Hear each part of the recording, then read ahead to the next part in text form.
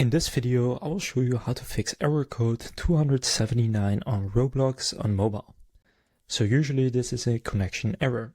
So first you can go and check your internet connection, switch between Wi-Fi and mobile data to see if it works, and make sure your connection is stable. Low signal or high latency can trigger error 279. Next, you can restart your device, since a simple restart can clear temporary network or app glitches.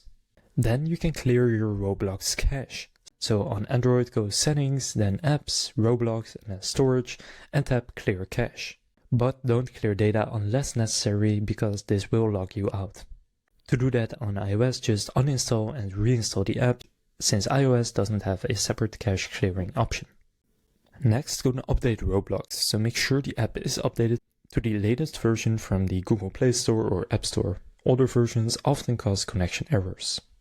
Next, disable your VPN or proxy, because Roblox can block VPNs or proxy, so turn them off and try again. Then check your firewall or router settings. Some routers block the ports Roblox uses. Now restart your router or check for firewall settings that could block Roblox connections. Now if none of the above works, then just go and uninstall Roblox, restart your device, and then reinstall Roblox from the official store, and then it should work. So now you know how to fix Roblox error code 279 on mobile.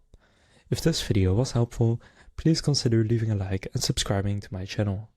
With that being said, I will see you in the next video.